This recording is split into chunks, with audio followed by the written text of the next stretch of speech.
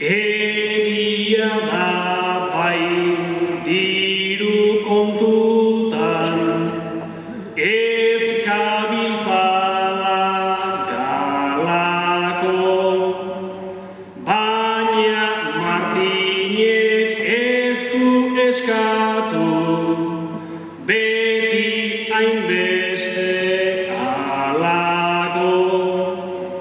Guk ulertzean eta zaintzean, hortxe daude zenbait gako.